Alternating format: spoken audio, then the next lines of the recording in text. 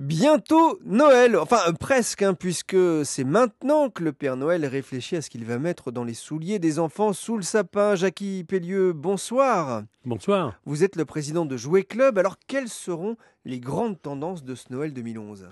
Ah, vous êtes dur, C'est une la colle. question du mois de juillet pour la fin d'année. Ben non, vous savez que nous, déjà, tous nos achats sont faits. Donc, aussi bien en France, en Europe et Vous avez en déjà Asie. passé les commandes, là ça y On a est. déjà passé les commandes. Les commandes arrivent déjà à l'entrepôt, à Bordeaux, qui est à Bordeaux, l'entrepôt. Donc, si vous voulez, on commence à manquer de place là-bas à Bordeaux pour accueillir tous les jouets qui vont être dispatchés dans les magasins. Ah, vous êtes en train de faire les stocks, mais alors justement, Oui. comment ne pas se tromper? Ah bah là, je veux dire que c'est le professionnel qui va parler, mais on se trompe toujours parce qu'il ne faut pas oublier qu'avant tout, c'est l'enfant qui décide. Mais l'avantage de chez nous, dans les magasins Jouet Club, c'est qu'on ressent la tendance à partir de Pâques. On dit toujours que pour faire un bon Noël, il faut faire un bon Pâques. Donc à partir de ce moment-là, on voit la tendance et nous, après, on va créer une certaine tendance en tenant compte de ce qu'ont dit les enfants. Et Pâques, ça s'est passé comment alors? Pardon? Pâques, ça s'est passé comment? Ben, très bien, merci, ça va. Non, non, pas de problème. Et c'est vrai qu'on a senti qu'il y avait des produits qui ont explosé, c'est vrai. Et on sait que ça sera en diminution à Noël, mais il y en a d'autres qui montent en pression, c'est vrai. Alors justement, qu'est-ce qui marche bien et qu'est-ce qui va monter d'ici Noël? Ben, il y a eu la folie à Pâques de Beyblade. Les Alors, les toupies? toupies Beyblade, bon, ça a été un scandale. C'est parti de Noël et ça a duré jusqu'à Pâques. Un C'est scandale, pourquoi? C'est-à-dire qu'il y a une pénurie? Oui, il y a une pénurie. Alors, est-ce que c'est provoqué par le fournisseur? Est-ce que c'est vrai qu'ils ne peuvent pas se ravitailler puisque c'est la société Hasbro qui est leader mondial et il n'y a pas de toupie Beyblade pour la France parce que c'est un phénomène mondial? C'est difficile à savoir. Toujours est-il qu'il y avait des listes d'attente pour commander des Beyblades. C'est-à-dire, vous, vos magasins faisiez des listes d'attente ou c'était les clients qui faisaient des listes d'attente? Ben, pour satisfaire les clients, parce qu'avant tout, c'est notre rôle, qu'est-ce qu'on faisait? On faisait des listes d'attente pour, lorsque les Beyblades arrivaient, on appelait les gens ou on leur envoyait un mail leur disant, bon, ben, venez, vos toupies sont arrivées. Ce qui est un scandale. On doit normalement fournir ça aux clients, aux petits consommateurs. Ils ne comprennent pas. On Vous a leur affaire avez à des dit enfants. ça à Hasbro? À Hasbro, mais bien sûr, vous savez, je me gêne pas, j'ai pas une langue de bois, et puis c'est un scandale. Ils essayent de se rattraper autrement, mais n'empêche que, si vous voulez, dans les magasins, le début d'année, le premier trimestre, bon, bah, on manquait de Beyblade. Alors parmi les autres jouets qui vont arriver, vous parliez d'une peluche Milou. Alors on sait qu'il y a le film va arriver, mais les licences sont vraiment les valeurs sûres? C'est-à-dire qu'il faut faire attention. Vous avez des films et des feuilletons. Donc les licences sont différentes. Par exemple, la licence la plus forte, c'est quand même Disney. Parce qu'il y a toujours eu du Disney, il y a un renouvellement et bon, ils savent très bien marketer ça. Après, il y a des licences de films, mais de films qui, si vous voulez, ne vont pas attirer les enfants et le produit va rester 3 semaines. On va en vendre pendant 15 jours, 3 semaines et après, il est mort. Par contre, Milou, c'est différent. Déjà, il est fait par Spielberg, il passe en 3D. Et le Milou, les parents ont eu des albums Milou, Tintin et Milou, donc c'est là-dessus qu'on joue notre valeur.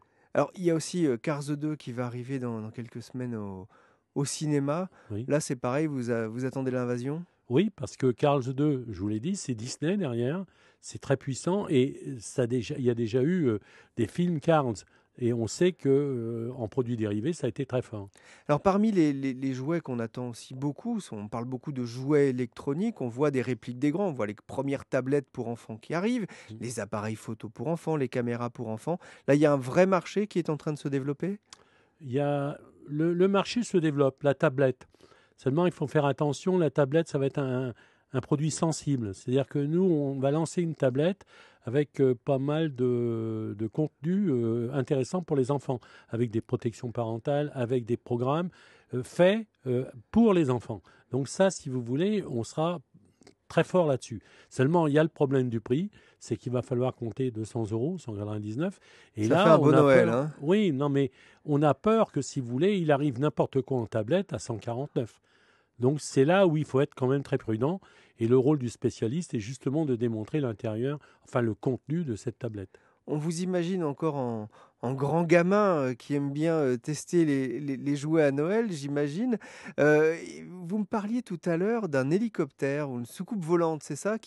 Ouais. Avec des étoiles dans les yeux presque? Oui, parce que faut quand même pas oublier que, étant président de Jouet Club, j'ai quand même ma fille a quand même des magasins et que ça me plaît, de rester le samedi matin pour voir un peu, ce qui se vend dans le magasin, ainsi de suite. Bon, ça suffit, hein, jusqu'à midi, ça suffit, hein, maintenant. Mais je veux dire par là qu'on arrive à sentir et vous savez que l'hélicoptère, le petit hélicoptère que vous avez eu, vous, dans vos studios et ailleurs, à l'époque, c'est Jouet Club qui avait lancé le premier hélicoptère et là, cette année à Noël, on va lancer une fée magique, qui en fait monte et descend uniquement par infrarouge, c'est-à-dire c'est la main qui est à plat et qui va positionner, monter ou descendre la fée.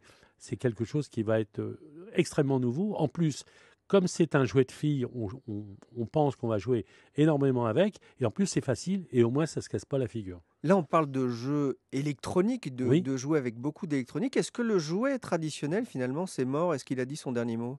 Ah non, Jouet Club est là pour justement redonner une vie à des jouets qu'ont eu les parents. Donc, je prenez l'exemple d'un train électrique.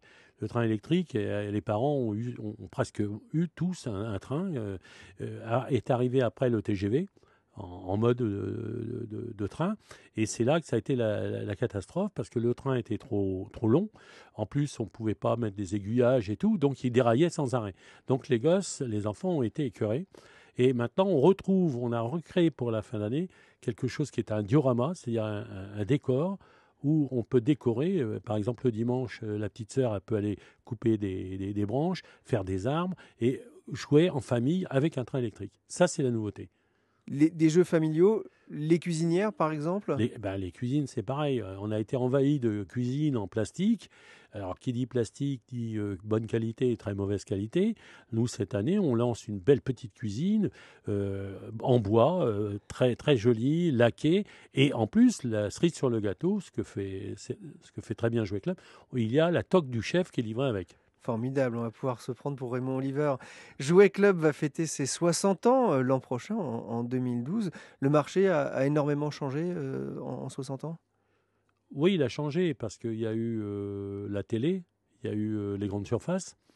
Et de ce fait-là, il a fallu prendre des créneaux, c'est-à-dire avoir une enseigne commune et avoir un budget de communication.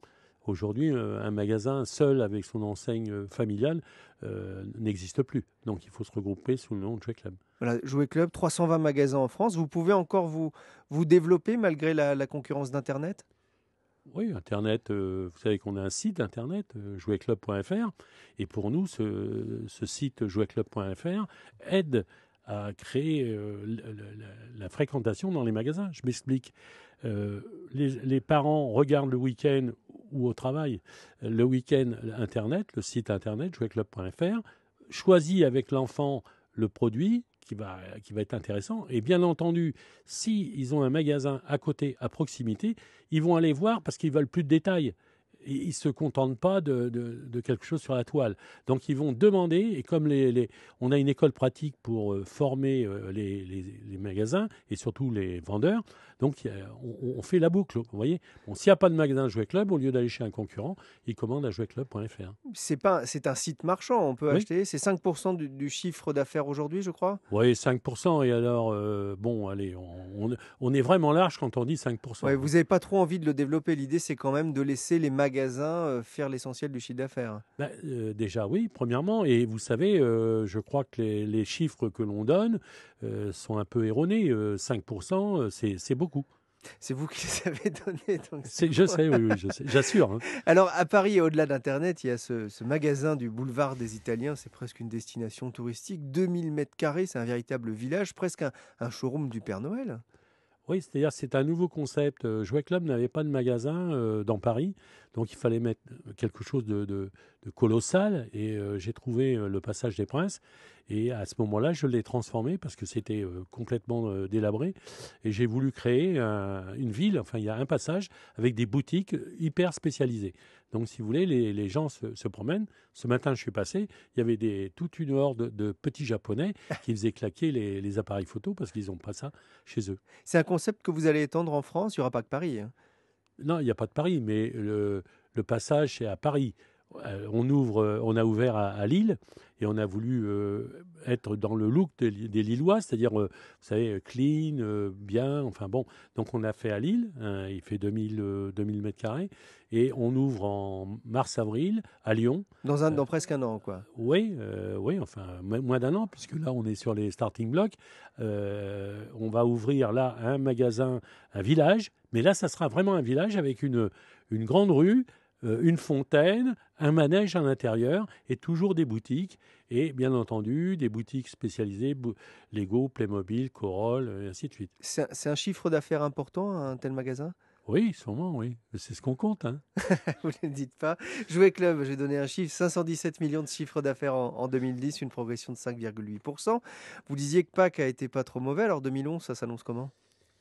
2011, déjà, on est content parce qu'on a fait un premier trimestre qui était très bon. On était sur du 10% plus 10.